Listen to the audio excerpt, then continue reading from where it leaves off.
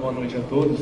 Já tem carinhas aqui que eu vi, porque eu fui professor na Secretaria de Educação, na Escola Técnica de Semana, durante 7 anos, já vi que tem ex-alunos meus aqui. É um grande... Já de antemão já peço desculpas, eu estou bem gripado, então se eu tossir ou espirrar qualquer coisa, já me desculpe de antemão.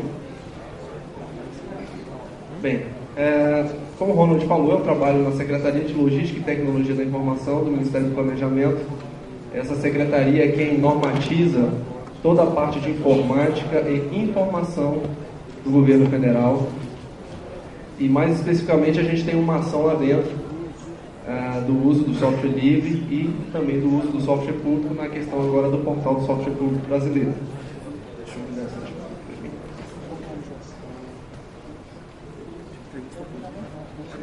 Bem, então vou falar um pouquinho para vocês do que é o software público brasileiro.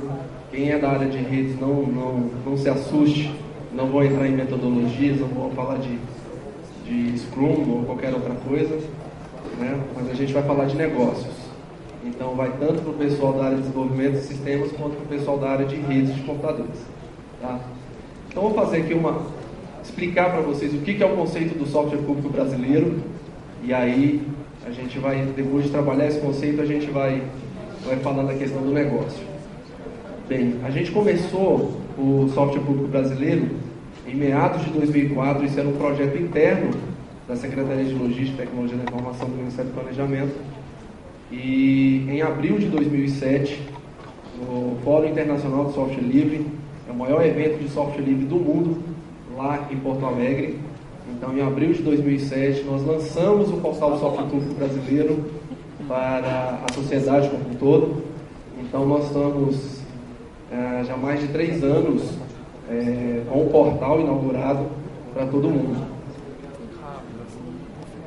Bem, aí vem uma definição, então, do que é o software público, né? Software público nada mais é do que uma categoria do bem software. Eu estou falando de software tratando como um bem. Tá? Aí é um conceito mais administrativo, mas a gente também tem que ter uma noção disso daí. Para a gente depois poder se apropriar de determinadas coisas, a gente tem que ter uma noção do que é o software. Então, software, para a gente, quando vai falar em software livre ou software público, a gente está falando de software como um bem. Tá? E o software público, ele adota uma licença livre. Quem usa aí, estou vendo aqui o colega aqui com a camisa do Chapolin, ele tem um adesivo do Fedora. Então, o Fedora é um software livre, é uma distribuição do Linux, e ele utiliza licenças livres. Tá? O software público também utiliza licenças livres, a gente vai falar um pouquinho de licença para vocês entenderem. Tá? E a gente também usa uma licença pública de marcas. Quando a gente fala de marca, esse Fzinho ali do Fedora, que dali é uma marca. Então a gente também trabalha com a marca do software, não só com o nome ou só com o código, mas com a marca também. Tá? E ele é disponibilizado no ambiente virtual público. Esse ambiente, os servidores, link e tudo mais, isso é mantido pelo governo. Então, a ideia é de ter continuidade em qualquer projeto que entre ali. Né? Diferente, por exemplo, do SourceForge. Não sei se todos conhecem aqui, mas o SourceForge é uma iniciativa privada, é um grupo de empresas que banca aquele projeto, mas se um belo dia elas não quiserem mais bancar, elas vão lá, desligam o disjuntor, acabou os servidores, acabou o serviço. A ideia é de que quando a gente passa para público, né, é de que dê continuidade, isso vire política pública. E aí tem essa questão da continuidade, ou seja, ad eterno você vai ter aquele serviço. Bem, quando a gente fala de software livre, a gente tem algumas coisinhas. O Dr. João, acho que ele já foi, né? Eu ia até corrigi-lo. Aqui, desculpa, eu vou fazer uma pequena correção, porque eu só uso PHP. E PHP é uma linguagem livre, ou seja, a CTIS usa software livre. Tá? PHP é uma linguagem de programação livre, baseada numa licença livre, a GPL2. Tá? Então a CTIS utiliza software livre também. Tá? Então, quando a gente fala de software livre, ela tem alguns objetivos, ou seja, é ser socialmente justo. Né? Não é legal, não é interessante que qualquer pessoa que venha utilizar um software pagar horrores por ele. Né? E cada um por exemplo, você tem 3 computadores em casa, você tem que comprar 3 vezes o mesmo software. Isso não é ser justo. Né? E também ela tem a questão de integrar pessoas, seja desenvolvedores, seja os próprios usuários, tá? E seja prestadores de serviço. Tem gente que presta serviço com software livre, né? Foi falado aqui a questão do administrador de redes e tal. Tem um administrador de redes Linux, né? Tem o camarada que faz o suporte na ponta em ambiente Linux também, dependendo do órgão que tem ou da empresa que utiliza o software livre. Tem o desenvolvedor também que utiliza o próprio software livre. Então tem uma rede de prestadores de serviço em cima do software livre, né? O software livre também ele tem um objetivo tecnológico que ele é ser tecnologicamente sustentável. Ele tem que se sustentar. Ele não pode começar e passar um tempinho e depois sumir o software, ou seja, ele ser descontinuado. Não, é a tendência que ele seja sustentável. Acontece hoje com o Linux. Nós temos um grupo grande de desenvolvedores que mantém o Linux e ele continua há anos e anos e anos dando calo para a Microsoft e companhia limitada, né? Porque ele, a cada ano que passa, ele vai só subindo na questão de qualidade, na questão da quantidade de usuários e na quantidade de empresas que utilizam esse sistema operacional, né? E também tem objetivos econômicos do software livre. Eu não posso dizer para você que software livre, você não vai gastar um centavo com ele. Se você for, por exemplo, empresa e não tem ninguém para fazer para você, você vai ter que contratar alguém para poder fazer. Então não estou dizendo que software livre é sinônimo de sem despesa alguma. Não é isso. Estou dizendo que software livre, você não tem problema com um único fornecedor, ou só aquela pessoa que sabe fazer isso, né? Você não tem essa amarração. As prerrogativas do software público é justamente nessa parte dos objetivos econômicos. Essas duas outras partes a gente também tem, mas a gente dá um foco maior em cima dos objetivos econômicos, ou seja, a gente não veio aqui simplesmente para acabar com todas as empresas, pegar uma CTIS da vida, né, ou qualquer outra empresa, Politec, Poliedro e por aí vai, e simplesmente acabar com todas elas, acabar com a Microsoft, né, vou matar o Bill Gates e tal. Não é isso. A ideia não é essa. A ideia é que nós sejamos tanto justos, sustentáveis tecnologicamente, mas também que as pessoas possam ter renda de software livre. Pessoas ganham dinheiro com software livre? Sim. Ontem eu tive uma discussão ferrenha com alguns colegas de trabalho, porque vieram falar para mim que ninguém ganha dinheiro com software livre. E aí eu tive que mostrar para ele um monte de gente ganhando dinheiro com software livre. Quem não ganha dinheiro com software livre porque não entendeu o negócio ainda. Ou seja, eu vim falar isso para vocês entenderem o que é o software livre, entender o que é o software público e ganhar dinheiro com isso. Ser patrão, ser dono do seu negócio e ganhar dinheiro com isso. Quando eu vou tratar agora exclusivamente de software público, eu vou falar de quê? De aspectos tecnológicos. Então, para ser um software público, ele tem que adotar uma licença livre. Nós temos vários tipos de licenças. Tá? A licença que nós utilizamos é a mais usual no Brasil, porque a gente tem uma tradução para o português de forma oficial, é a licença Creative Commons GPL 2. Tá? GPL é General Public License, ou a licença pública geral. Tá? Foi criado pela Free Software Foundation. A Free Software Foundation é uma fundação que hoje ela é quem banca o desenvolvimento do Linux, tá? Do kernel do Linux. Então a gente utiliza essa licença. Essa licença ela tem algumas regras do tipo, você pode acessar o código-fonte, você pode modificar, você pode revender isso daí, né? Tem algumas coisas que você consegue fazer com o software. Tá? Todo software, para estar no portal de software público, ele tem que ser registrado no INPI, Instituto Nacional de Patrimônio, Propriedade Industrial. Né? Industrial não, intelectual, é isso mesmo, propriedade intelectual. Você tem que registrar o teu software lá. No Brasil ele é diferente dos Estados Unidos. Nos Estados Unidos o software é tratado como patente. Então o Windows é patenteado. Ninguém pode copiar nada que está ali, senão o Bill Gates cai na cola de todo mundo e arrebenta meio mundo de gente, né? Então, lá é patente, aqui não. Aqui a gente só trabalha com propriedade intelectual. Tá? Então o software tem que ser registrado por quê? Porque a gente garante para quem desenvolveu o software que ele vai ter o nome dele ali. Ele vai carregar o resto da vida o nome dele, como o Linux todo tem. O Linux todo mundo associa ao Linux Torvald, né? Ele vai carregar o nome dele o resto da vida, tá? Então a ideia é essa também, mas aí você transfere, né, para o governo a propriedade do teu software, você doa o teu software, mas isso não quer dizer que você perde o vínculo dele e aí o povo vai lá e passa a borrachinha no nome de quem criou e apaga. Não, não é isso. Existem outras coisas também, não vou detalhar aqui, que quem desenvolveu também tem determinadas garantias, né? Interessante que o software público ele é desenvolvido pela e para a comunidade, tá? Então é uma demanda grande que tem dentro do portal em diversas soluções, em diversas áreas, tá? E o próprio portal ele não poderia adotar uma tecnologia que não fosse livre, então é 100% livre o que a gente tem no portal. A gente utiliza esse framework para fazer portais, o OpenACS, e o nosso banco de dados é Postgres. Tá? E aí, na questão dos aspectos econômicos, nós temos ligado ao software público um braço dele, que é o mercado público virtual, onde é que são cadastrados os prestadores de serviço, ou seja, são pessoas que são especialistas nas soluções que tem dentro do portal. Tá? Isso é interessante porque se uma empresa quiser contratar, vamos dar um exemplo de uma prefeitura, ela quer fazer um treinamento. Para fazer treinamento é dispensado de licitação, não precisa fazer licitação. Então, a prefeitura ou qualquer órgão público pode contratar diretamente, sem fazer licitação, ele escolhe quem ele quiser. Tá?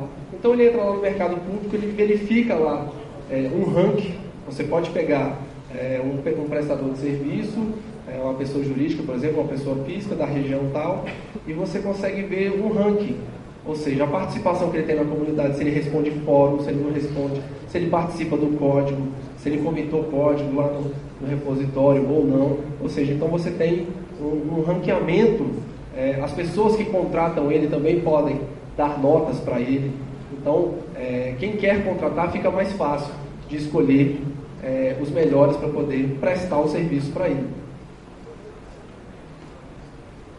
Atualmente nós temos 43 soluções dentro do portal de software público, que são voltadas tanto para a educação, para a gestão de TIC, tá? O TIC é a TI, e o C também entra o pessoal da redes aqui, entra a parte de comunicação, né? Então a gente abrange todo mundo. Tá? Nós temos mais de 90 mil usuários válidos cadastrados dentro do portal, ou seja, é muita gente que tem lá dentro. Tá? E a gente tem participação de, posso dizer, de todas as esferas, de todas as áreas. A gente tem, por exemplo, do Executivo Federal, a gente tem essa solução, por exemplo, do Cacique, que é um coletor de informações computacionais. Tá? A gente tem da parte municipal, que é o IEducar, para um sistema de gestão escolar municipal. A gente tem do Legislativo Federal, lá da Câmara dos Deputados, o Banco de Talentos. A gente tem de empresas privadas também. Por exemplo, a gente tem o Whitebase. Interessante, vou abrir uma aspas aqui rapidamente para falar do Whitebase. É um projeto bem antigo, ele já nasceu no software livre e ele tem assim a comunidade muito ativa, e a Microsoft, por incrível que pareça, ela tem uma linha, ela tem um projeto de software livre, de open source, e foi conversar com o coordenador dessa comunidade a respeito desse software, e ela está querendo fazer uma parceria, ela está querendo investir dinheiro em cima desse software. Claro, existem outros mais xiitas, mais radicais, que querem que a Microsoft vá para aquele lugar, né? Mas tem pessoas que não, que conversam, tem um relacionamento até tranquilo, né? A gente tem de universidade tanto pública quanto privada. A gente tem o Amadeus, que é uma solução para EAD. A gente tem o Ginga NCL, que é bem interessante, que saiu no middleware da TV digital brasileira. Isso é padrão, tá? Então, se você quiser programar para TV digital, é esse middleware que você vai usar, é o Ginga.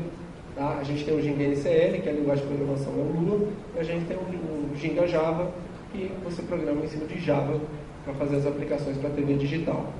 Tá? A gente tem de ONGs também, por exemplo, na Telefônica, que é o Redeca, que é para crianças e adolescentes com vulnerabilidades sociais. A gente também tem de pessoas físicas. A gente tem aí, por exemplo, o Kia Panel, que é uma solução para poder mexer com servidores OpenLab, servidores de e-mail, Postfix e por aí vai. Tá? O projeto do software público brasileiro ele deu tão certo que a gente tem uma parceria com duas organizações, como é o PNUD. Se vocês pegarem o Correio Brasiliense domingo, o caderno de emprego, vocês vão ver lá a quantidade de contratações que tem a respeito do PNUD. É um programa das Nações Unidas, tá? E a gente tem uma parceria com eles e com o CLAD. O CLAD é um grande conselho dos países da América Latina. Então a gente tem esse projeto e a gente criou o Software Público Internacional. Tá? Hoje já são 8 países da América do Sul que aderiram ao projeto e mais 2 países fora, que é a África do Sul e a Índia. Para quem não sabe, a Índia é um dos maiores polos de tecnologias do mundo, né? E a gente teve, no mês de julho desse ano, um consenso de 18 países da América do Sul, são 21 que fazem parte desse conselho, 18 países com um consenso dizendo que o modelo do software público brasileiro é o melhor modelo para disponibilizar softwares, né? Vou falar aqui rapidamente, só para vocês entenderem que a gente também não está indo de encontro, a gente não é contrário às leis brasileiras, tá? Então a gente tem a lei do software e a lei do direito autoral. São essas 2 leis que regulamentam todo e qualquer software no Brasil, tá? Então, quando eu falo da lei do direito autoral, ela, no artigo 7, ela fala que são obras intelectuais, livro, música, vídeo, por aí vai, e está lá o programa de computador. Só que depois ele pega, no parágrafo primeiro, ele fala que vai ter uma legislação específica para tratar programa de computador. Por isso que ele não é patente, ele é tratado como obra intelectual. E aí, na lei do software, aí a gente entra na questão da licença. A licença nada mais é do que um contrato que você faz entre quem desenvolveu e quem utiliza. Então, quem é usuário do Windows tem um contrato com a Microsoft. E nesse contrato, a Microsoft é muito severa. Não é à toa que o contrato da Microsoft ele é tão severo que as empresas brasileiras que querem vender, elas assumem um grau de risco imenso. Porque a nossa lei brasileira não aceita a forma de licenciamento que a Microsoft quer impor. Então, é a empresa que chega e fala, não, eu banco isso daí. Então, se você está bancando, tudo bem. Porque quem vai ser processado depois vai ser a empresa que falou que eu garanto. Tá? Então, é esse contrato. Qualquer software que você instala, né, nos processos de instalação do NetNet Finish, lá vai aparecer a licença. E lá ela dita a regra, como é que o jogo funciona. Tá? Então, nós utilizamos a GPL, então a regra do jogo é a GPL2, e ela explica para você como é que funciona o jogo. O que você pode fazer com o software ou não. Tá? Então, os programinhas piratas aí, tá todo mundo enrolado aí com licenciamento. Né?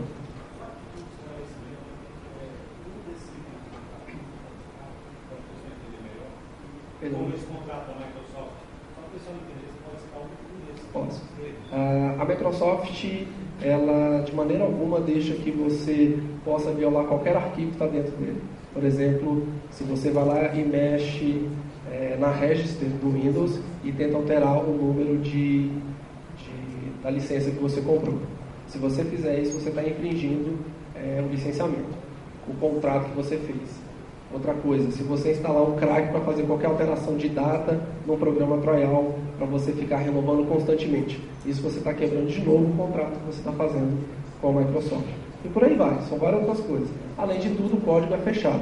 Eu dei o exemplo da Microsoft porque é o sistema operacional mais utilizado no mundo.